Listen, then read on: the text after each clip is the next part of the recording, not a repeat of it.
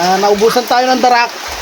Pero dahil pato ang alaga natin, pwede natin silang pakainin ng sapal, tira-tirang kanin, tapos lagyan na lang natin ng molasses at tubig. Yan, molasses, tapos tubig. Pag pato ang alaga nyo mga pare ko, hindi kayo masyadong mamumroblema sa pagkain, lalo na masipag kayo.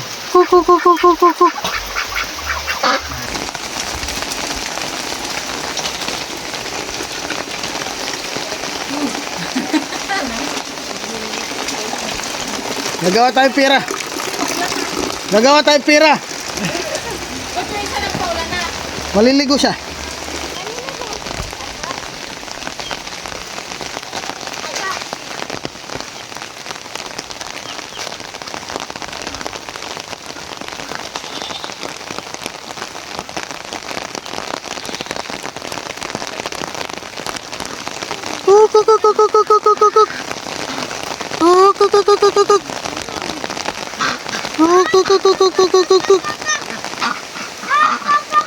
Finally mga pare ko, after almost 2 months na walang ulan, ayan na, umuulan na dito sa amin sa wakas.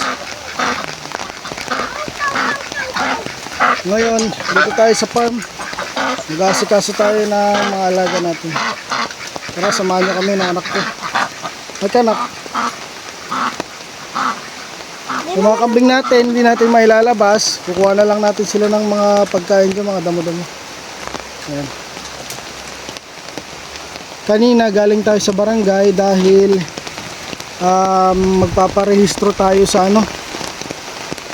DA para magkaroon ng tawag dito,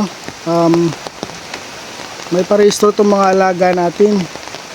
Kumuha tayo ng RSBSA sa barangay, tapos pupunta tayo sa DA sa bukas, siguro pupunta tayo. Ito yung mga pato natin. Ayan sila, sama-sama muna sila dahil inaayos ko pa yung kulungan, hindi ko pa nabubungan. Ayan, nilabas ko muna sila dyan para masyado kasi mainit, ngayon lang umulan. Ayan mga pare ko, naliligo sila. Ito yung maliliit natin ngayon, ganyan na sila.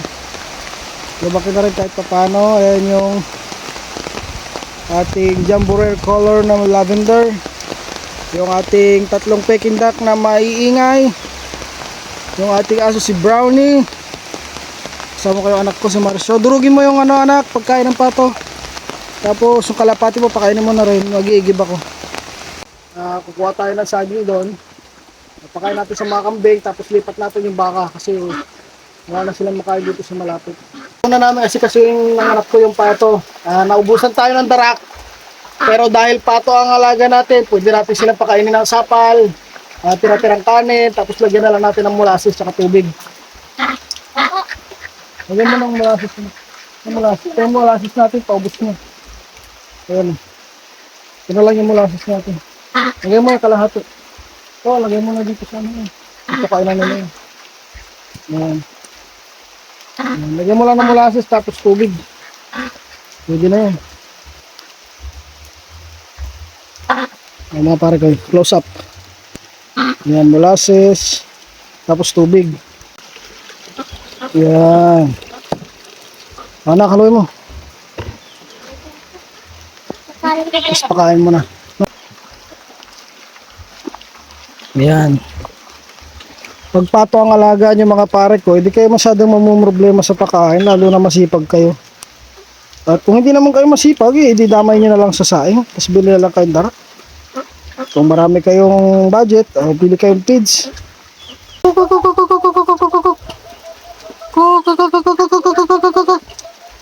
Sila. Pwede nyo silang tawagin, kukukukuk lang. Lahat sila kukukuk pangalan nila. Kaya pag nagkukukukuk ka, lalapit na sila. Ayan na yung mga pato natin, nabawasan dahil nga nagbenta tayo ng mga sisiw, kaya wala tayong palaki ngayon. Nangingitlog pa lang sila at ayusin din natin yung itlogan nila. Si Reza mga pare ko, para sa mga kambing. Si Reza.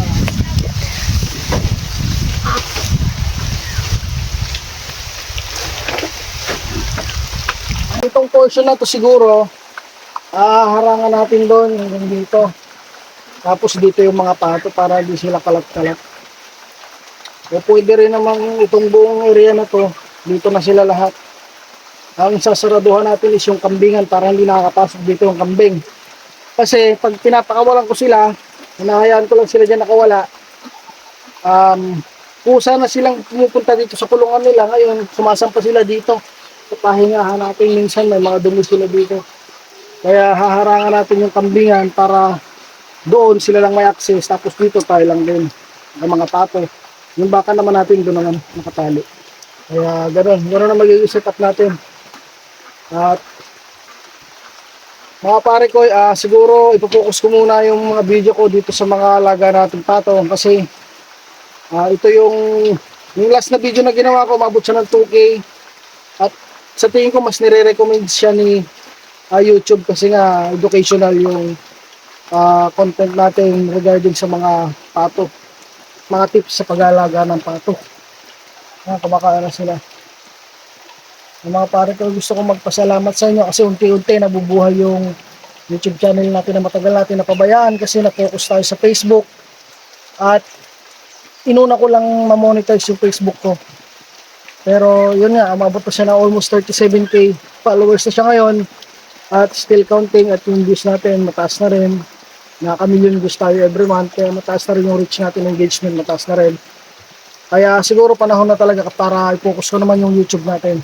At ito naman ang ating next na i-monetize. Kaya sana suportahan nyo pa rin ako mga pare ko at abangan nyo pa rin ang mga video natin gagawin dito sa farm about sa pag-aalaga ng mga alaga natin, pag-aalaga ng pato, kambing, baka at simpleng rural life dito sa Pilipinas. So, ganito na lang mga pare ko.